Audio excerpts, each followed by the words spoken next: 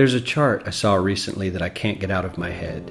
A Harvard business professor and economist asked more than 5,000 Americans how they thought wealth was distributed in the United States. This is what they said they thought it was. Dividing the country into 5 rough groups of the top, bottom, and middle 3 20% groups, they asked people how they thought the wealth in this country was divided. Then he asked them what they thought was the ideal distribution. And 92%, that's at least 9 out of 10 of them, said it should be more like this. In other words, more equitable than they think it is. Now that fact is telling, admittedly, the notion that most Americans know that the system is already skewed unfairly. But what's most interesting to me is the reality compared to our perception. The ideal is as far removed from our perception of reality as the actual distribution is from what we think exists in this country. So ignore the ideal for a moment. Here's what we think it is again. And here is the actual distribution. Shockingly skewed. Not only do the bottom 20% and the next 20%, the bottom 40% of Americans barely have any of the wealth. I mean, it's hard to even see them on the chart. But the top 1% has more of the country's wealth than 9 out of 10 Americans believe the entire top 20% should have. Mind-blowing.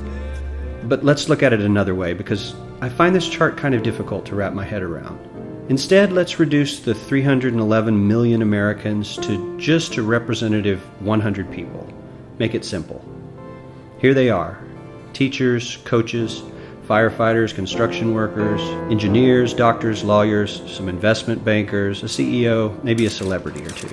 Now let's line them up according to their wealth. Poorest people on the left, wealthiest on the right, just a steady row of folks based on their net worth. We'll color code them like we did before based on which 20% quintile they fall into. Now let's reduce the total wealth of the United States, which was roughly $54 trillion in 2009, to this symbolic pile of cash. And let's distribute it among our 100 Americans. Well, here's socialism, all the wealth of the country distributed equally. We all know that won't work. We need to encourage people to work and work hard to achieve that good old American dream and keep our country moving forward. So, here's that ideal we asked everyone about. It's something like this curve. This isn't too bad. We've got some incentive, as the wealthiest folks are now about 10 to 20 times better off than the poorest Americans. But hey, even the poor folks aren't actually poor, since the poverty line has stayed almost entirely off the chart. We have a super healthy middle class with a smooth transition into wealth. And yes, Republicans and Democrats alike chose this curve. 9 out of 10 people, 92%, said this was a nice, ideal distribution of America's wealth. But let's move on. This is what people think America's wealth distribution actually looks like. Not as equitable, clearly, but for me, even this still looks pretty great. Yes, the poorest 20 to 30% are starting to suffer quite a lot compared to the ideal, and the middle class is certainly struggling more than they were, while the rich and wealthy are making roughly 100 times that of the poorest Americans, and about 10 times that of the still healthy middle class. Sadly, this isn't even close to the reality. Here is the actual distribution of wealth in America. The poorest Americans don't even register.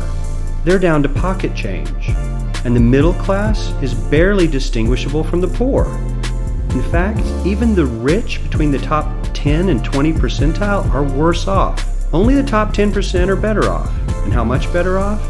So much better off that the top 2 to 5% are actually off the chart at this scale. And the top 1%, this guy, well, his stack of money stretches 10 times higher than we can show. Here's his stack of cash, restacked, all by itself. This is the top 1% we've been hearing so much about. So much green in his pockets that I have to give him a whole new column of his own, because he won't fit on my chart. 1% of America has 40% of all the nation's wealth. The bottom 80%, 8 out of every 10 people, or 80 out of these 100, only has 7% between them. And this has only gotten worse in the last 20 to 30 years. While the richest 1% take home almost a quarter of the national income today, in 1976 they took home only 9%, meaning their share of income has nearly tripled in the last 30 years. The top 1% own half the country's stocks, bonds, and mutual funds. The bottom 50% of Americans own only 0.5% of these investments, which means they aren't investing. They're just scraping by. I'm sure many of these wealthy people have worked very hard for their money, but do you really believe that the CEO is working 380 times harder than his average employee? Not his lowest paid employee, not the janitor, but the average earner in his company. The average worker needs to work more than a month to earn what the CEO makes in 1 hour. We certainly don't have to go all the way to socialism to find something that is fair for hardworking Americans. We don't even have to achieve what most of us consider might be ideal. All we need to do is wake up and realize that the reality in this country is not at all what we think it is.